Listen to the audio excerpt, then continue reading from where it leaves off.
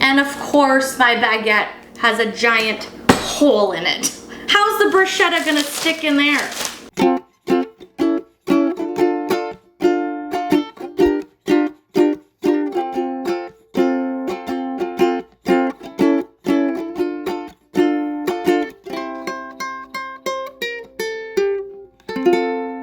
Bruschetta is so tasty, so delicious, and actually a little bit of versatility in how you can eat it as well, or work with it, or whatever you want to call it. So, a few things that you will need to make this at home. You want to dice up some Roma tomatoes. Now, I used Roma tomatoes, but if you have a favorite tomato, or if you want to use Roma and another tomato, go ahead and do that. I just really like that Romas are a bit more dense and they're not too watery. You also want to have some red onion. I used just about a half of a small red onion for this one. Finely chopped garlic. So fresh garlic, but make sure you run your knife over it many times, because the last thing you want is a big chunk of garlic chewing in your mouth, because nobody wants to smell that breath. Although, who really cares? I mean, garlic tastes delicious, so if you want big chunks of garlic, go for it. I recommend very finely chopped. Fresh basil is essential. Oh my God, it smells so good. To a bruschetta, it is such a beautiful herb to use with tomato. It is just a perfect pair, tomato and basil. Perfect. Okay. You also need yourself some good olive oil. I am actually using a garlic basil infused olive oil. Obviously, we have those flavors already here, so this will just elevate it a little bit more. And a balsamic vinegar. That's it. That's all you need to get started. So let's start by mixing our ingredients together. Shh. Damn bowl making noise. So your tomatoes go in the bowl. I don't know why I'm mixing it. It's only one ingredient. Anyway, let's add our onion. Again, finely diced onion in here. Do your best. And that garlic goes in as well. So easy peasy.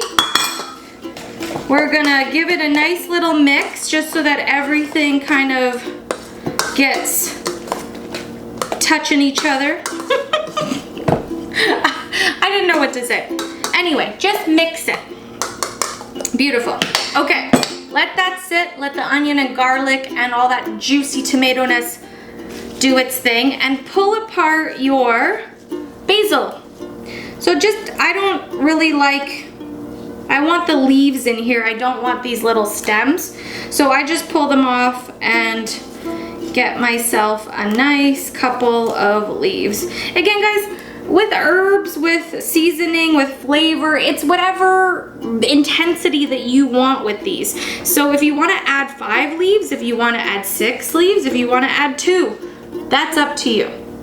The way that I really like cutting basil into a bruschetta is roll it like a cigar, and then you're just gonna do nice thin slices.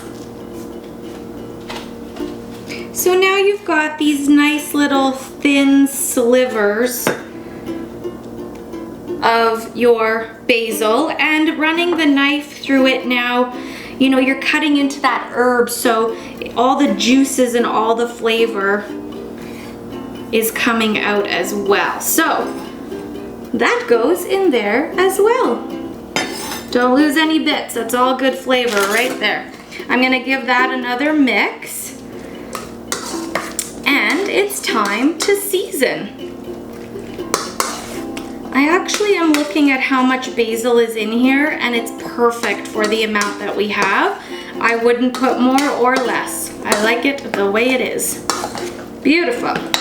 Okay, basil, garlic, onion, tomato. We season with some salt.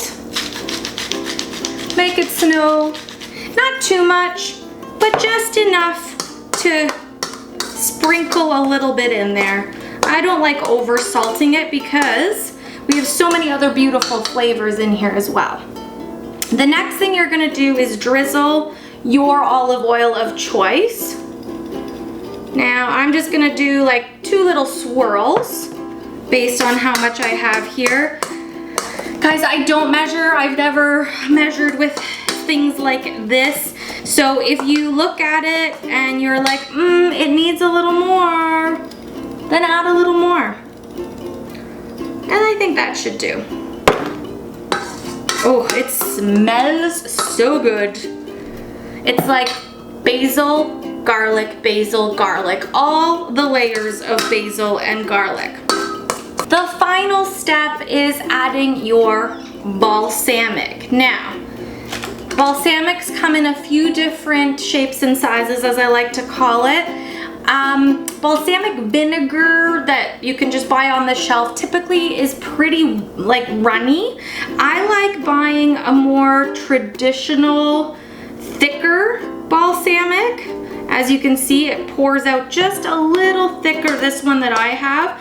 I get it locally from OMV. I've featured them on the show before.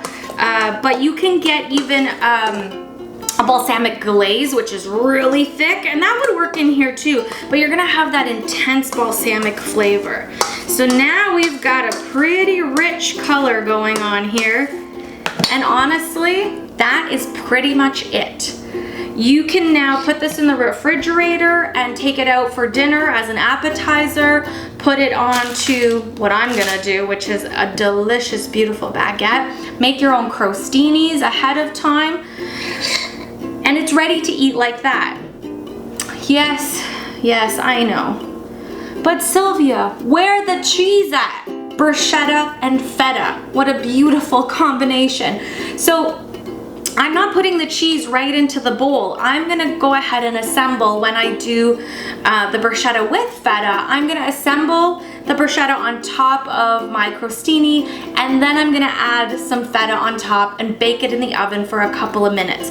But the other thing is, you can just eat the bruschetta on your favorite baguette, just the way it is, fresh without baking.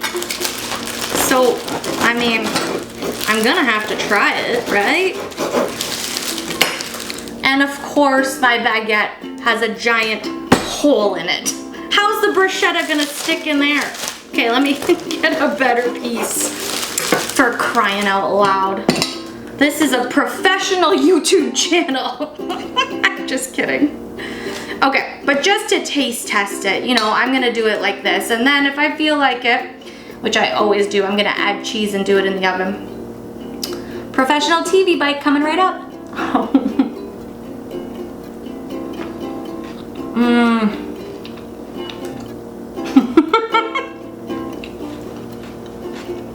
I love food. I love good food. I'm telling you, bruschetta is such an easy, very simple ingredient type of an appetizer or dish that you can make, and the fresh flavors that you use, the fresh ingredients, really elevate it, and I'm telling you, it tastes way better than any store-bought one that you will find. So, if you like this recipe, try it. I want to hear about it. And thank you so much for always watching the show, or if you're new, thank you for stopping by. I would love it if you hit that subscribe button, because you know I'm gonna have more episodes. Thank you again. See you next time.